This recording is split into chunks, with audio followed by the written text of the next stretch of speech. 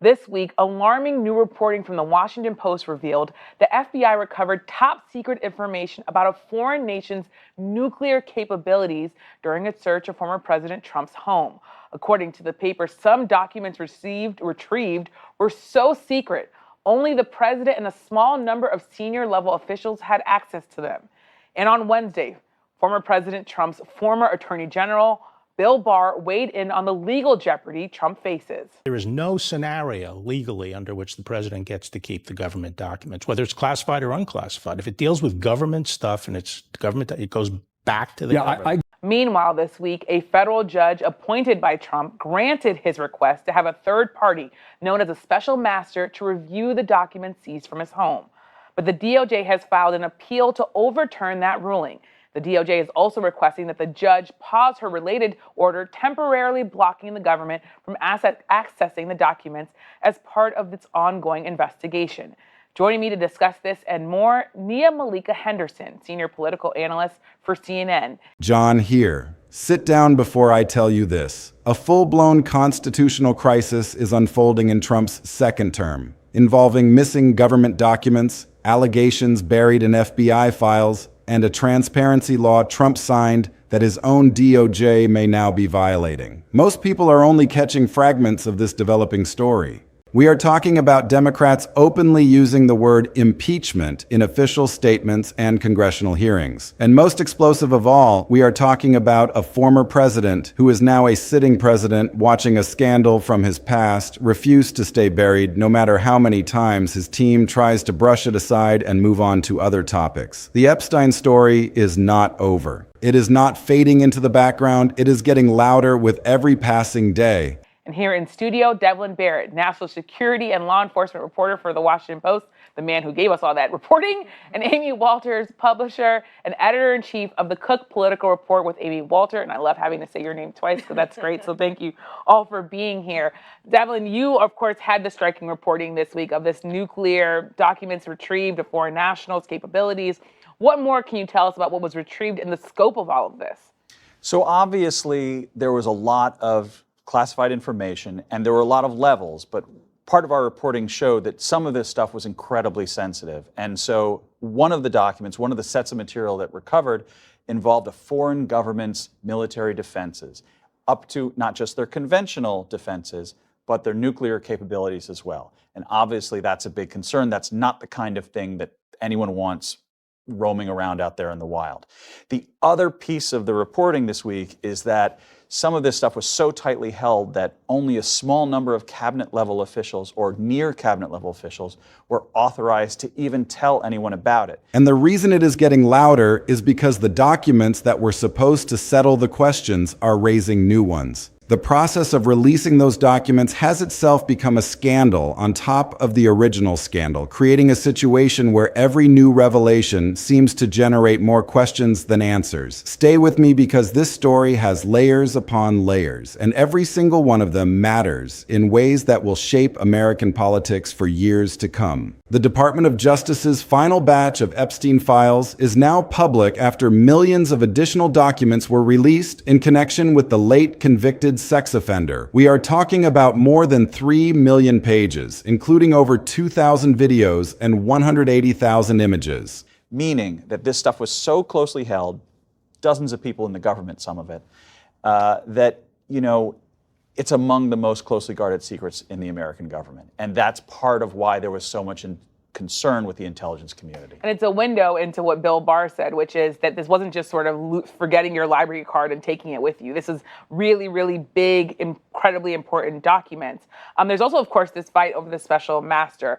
Tell us a little bit about how this might impact the DOJ's investigation, how it might even stall it, given the fact that the judge is saying that they shouldn't have access to the documents at this time.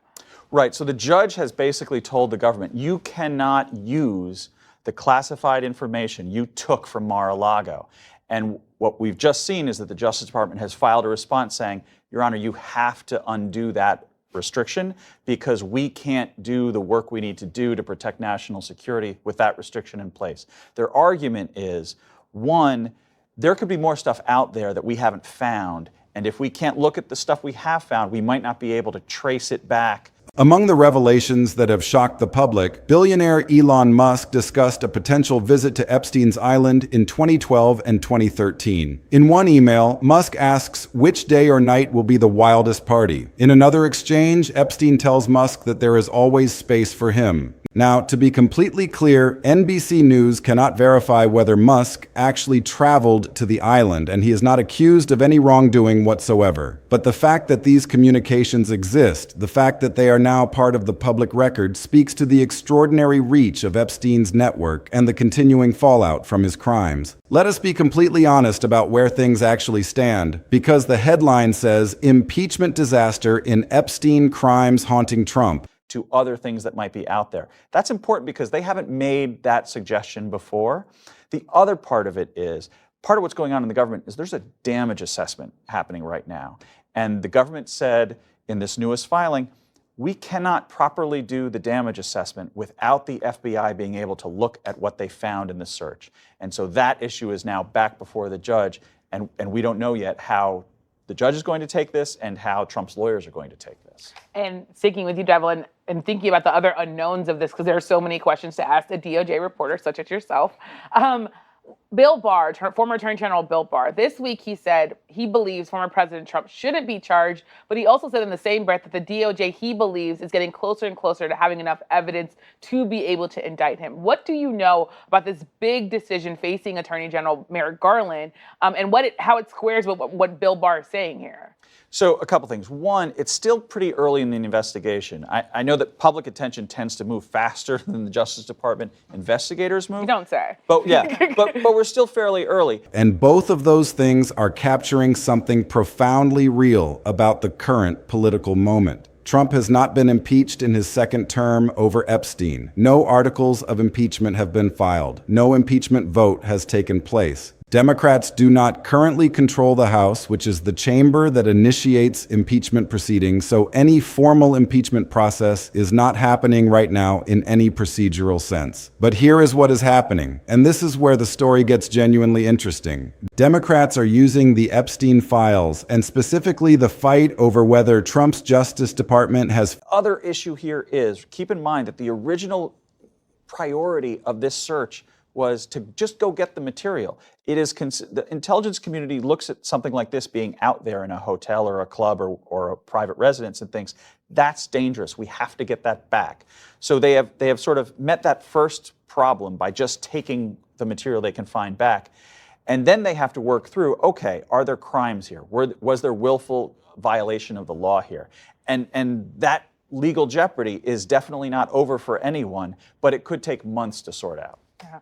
Could take months to sort out. As it's being sorted out, Nia, you have, of course, a former Attorney General Bill Barr, who has been very critical and saying that former President Trump shouldn't, frankly, have taken these documents. But then you, of course, also have Republicans like Lindsey Graham, who are full-throatedly giving their defenses of former President Trump. What do you make of the politics of all of this? Well, listen, it's complicated for Republicans. Remember, when this first happened, you had an array of Republicans essentially saying this was good for Donald Trump. Maybe it would speed up his announcement. Fully and honestly complied with its legal obligation to release those files, to build a political and legal case that could absolutely lead to impeachment proceedings if they retake the House. They are issuing subpoenas left and right. They are accusing DOJ leadership of contempt of Congress. They are using words like cover up in official statements and press conferences. And they are doing all of this because the documents themselves, the ones that have actually been released and the ones that were initially withheld and only came out under sustained pressure, contain material serious enough to fuel the kind of sustained political fire that can reshape an entire presidency. So no, Trump has not been impeached over Epstein, but the Epstein story is absolutely haunting his second term in ways that his political opponents find deeply encouraging. And the impeachment question is absolutely on the table in a way that it was not 6 months ago when the focus was on other controversies entirely. Let us start at the very beginning of this particular chapter of the story, because there is a detail here that is genuinely extraordinary and that has gotten nowhere near the attention it deserves from mainstream media outlets. During his second term, Trump signed something called the Epstein Files Transparency Act. This was a bipartisan piece of legislation requiring the Justice Department to release all Epstein-related investigative materials on a rolling public schedule. Trump signed it. His signature is on it. It is the law of the land. And the official position of the Trump administration at the time of signing was that this was about transparency, about giving the American people access to the truth about what Epstein did and who was involved in his crimes. Now hold that image in your mind for a moment. A president signing a transparency law about one of the most sensitive and politically explosive investigations in recent American history. And then, less than a year later, multiple news outlets started reporting that dozens of pages of Epstein-related documents were missing from the DOJ's public database, pages that are supposed to be there by law. Pages that document FBI interviews with a woman who made serious allegations about powerful people, including Trump himself. Not there, not where they are legally required to be. Gone, vanished. And when reporters and congressional Democrats started asking where those pages were and why they were missing, the Justice Department said they had been incorrectly coded as duplicates. They were coding errors. They were accidental omissions. Nothing intentional, nothing to see here. Move along. That explanation that a law signed by the sitting president was accidentally not being complied with because of a coding error landed about as well as you would expect it to land with the American public. Because here is the thing about accidentally missing documents in a politically explosive government database. There are no innocent versions of that story. Either the documents were genuinely missing because of administrative incompetence, which is itself a serious problem when the law requires their disclosure, or they were withheld intentionally, which is a cover-up of potentially criminal proportions. And neither of those explanations makes the Trump administration look good in any way.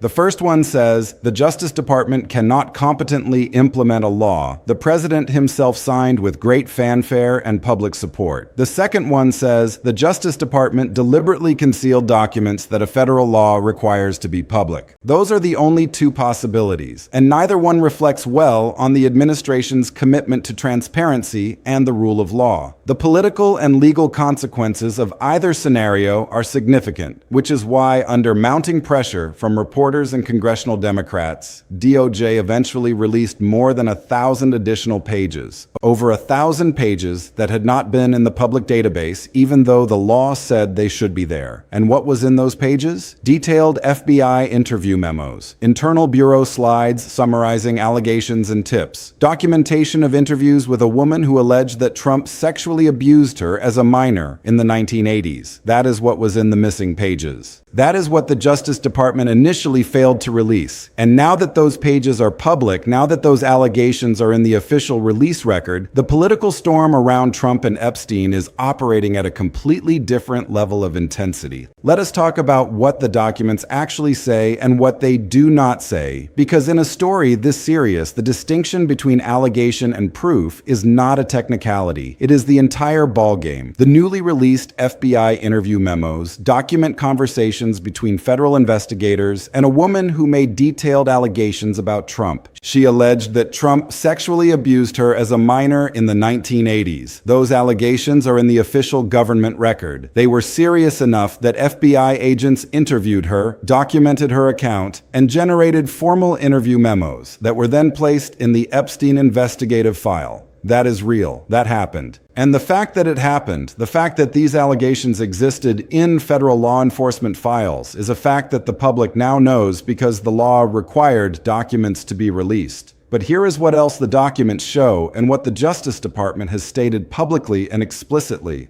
The DOJ says no charges were brought against Trump in connection with these allegations because the claims lack corroborating evidence. Investigators looked at them carefully. They documented them thoroughly. They reviewed what corroboration existed or did not exist, and they concluded that the evidence was not sufficient to support criminal charges. That is the official position. The allegations are real. The investigation of those allegations was real. The conclusion was that charges were not warranted, and no Epstein survivor who has come forward publicly has filed a criminal complaint specifically naming Trump. Those are the facts as they currently stand. And anyone telling you that the existence of these allegations in the released documents is proof of guilt, or alternatively that the lack of charges means nothing happened, is giving you only one piece of a complicated picture. Now let us talk about what Democrats are doing with all of this, because the political strategy here is important to understand, and it is unfolding in real time in ways that will shape the next phase of this story. Democrats on the House Oversight Committee, led prominently by Representative Robert Garcia, are not waiting for a smoking gun. They are doing something more tactically sophisticated and politically effective. They are using the fight over document compliance, the missing pages, the late releases, the coding error explanation, to build a case that Trump's Justice Department is in contempt of both the Epstein Files, Transparency Act, and congressional subpoenas. That case does not require proving that Trump committed the underlying crimes. It only requires proving that his administration failed to comply with the law and with congressional oversight demands.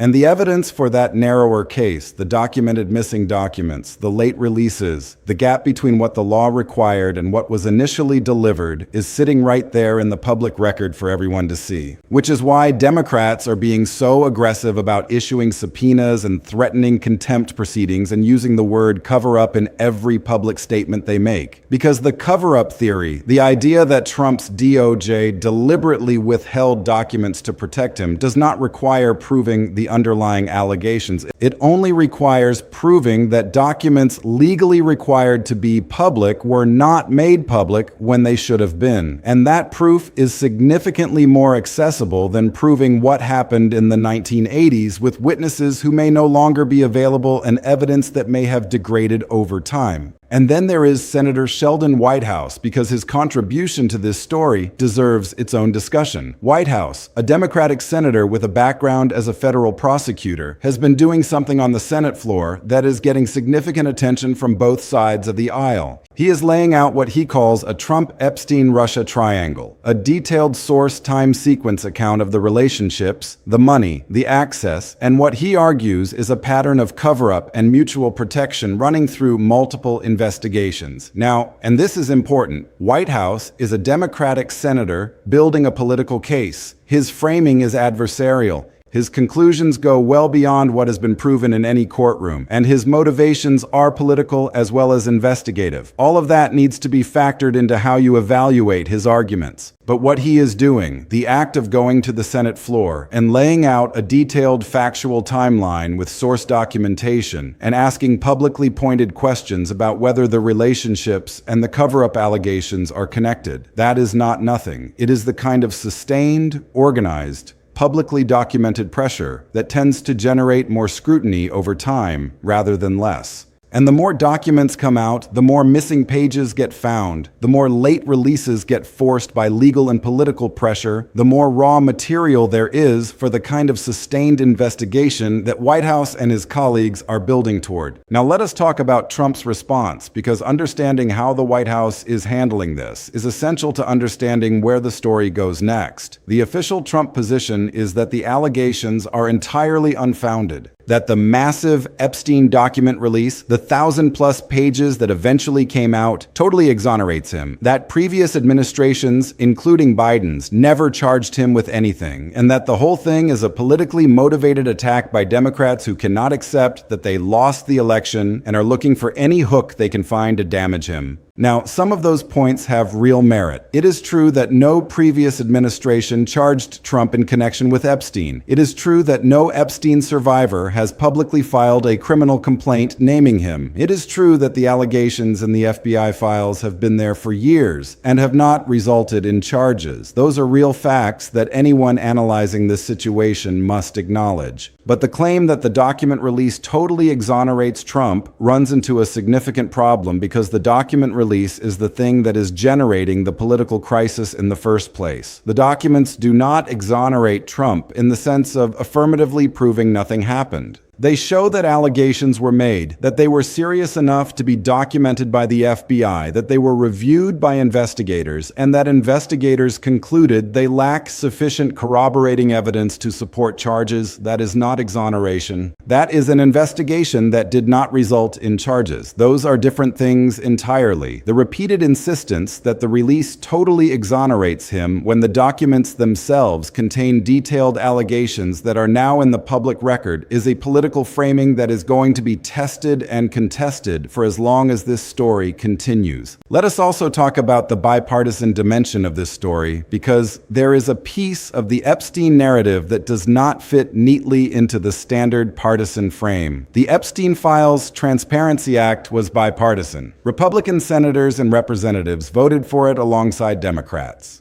Some of those same Republican members have been vocal about demanding full compliance with the law, even as their party controls the executive branch that is responsible for implementing it. Multiple news outlets have reported on GOP figures defying Trump over Epstein transparency, members of his own party going on the record to demand more complete and timely document releases. That is significant because it means the political pressure on Trump over the Epstein files is not coming only from Democrats. It is also coming from within his own coalition, from Republicans who may support him on most things, but who have decided that the Epstein transparency issue is one where they are not going to follow his lead quietly. And that bipartisan pressure, the combination of Democratic aggression and Republican discomfort, is what makes this particular scandal harder for Trump to manage than most, because the standard playbook of dismissing everything as partisan attacks does not work as well when members of your own party are among the people asking the questions. The missing documents are the core scandal, and they are not going away. Whatever you believe about the underlying allegations against Trump, however you weigh the serious but unproven claims in those FBI interview memos, the missing document story is a clean, documented, legally grounded scandal that stands completely on its own. A federal law required documents to be released. Those documents were not in the public database. Over 1,000 pages were initially absent from a database that the law specifically created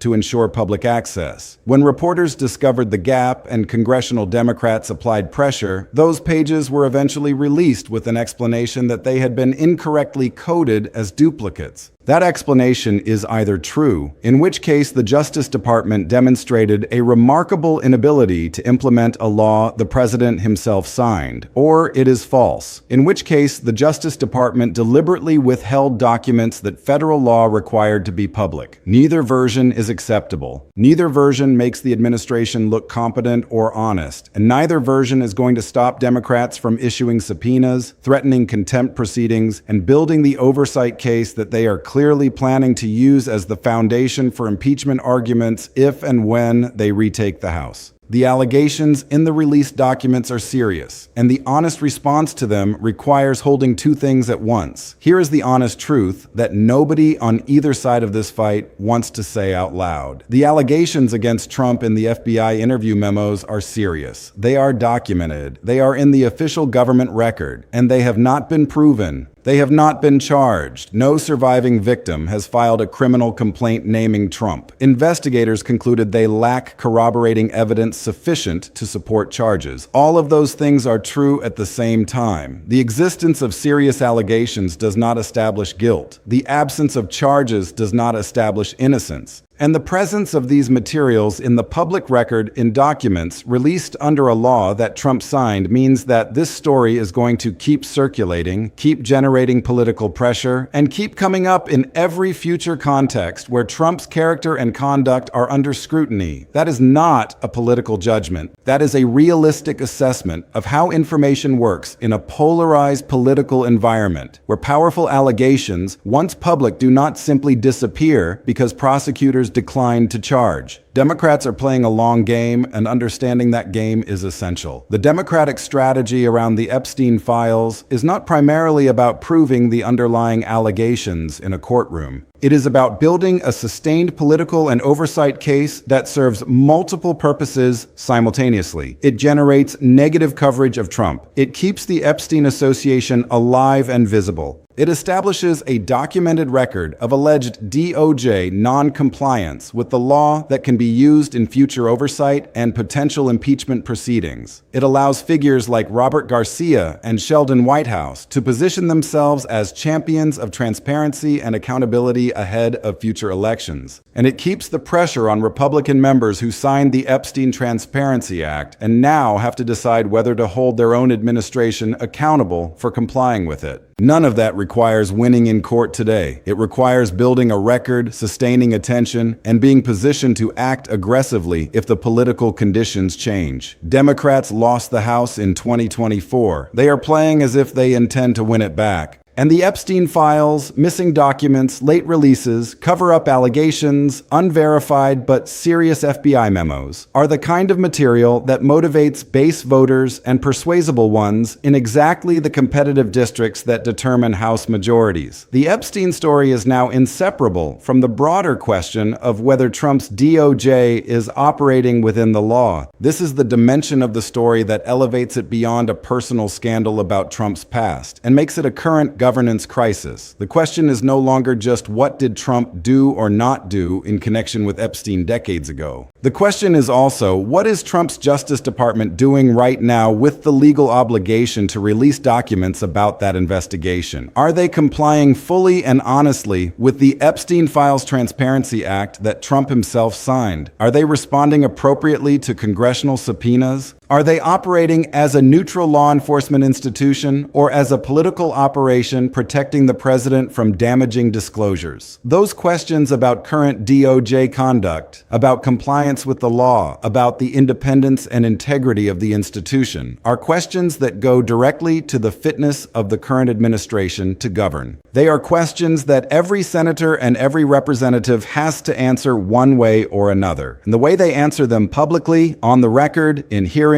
and in votes is going to shape the political landscape in ways that will matter long after any individual document release has faded from the headlines. The Epstein story is not just haunting Trump because of what may have happened in the past. It is haunting him because of what his administration is doing right now. In that combination, past allegations and present conduct is exactly the kind of two-front political crisis that is hardest to manage and hardest to escape. The next phase of this story is going to take things even further because what is coming is going to change the way everyone is looking at Trump's second term. And here is the broader context that most people covering this story are missing. The Epstein file fight is happening inside a second term that is already under significant pressure from multiple directions simultaneously. The anti-weaponization fund controversy is generating Republican Senate backlash. Approval ratings are sliding toward historic lows in some trackers. The legal questions from the first term, the New York conviction, the preserved evidence from the special counsel's election case have not gone away. And now the Epstein files are generating their own sustained political crisis, complete with missing documents, late releases, congressional subpoenas, and cover-up accusations from both parties. No second-term president has ever managed this many simultaneous fronts of serious political and legal pressure.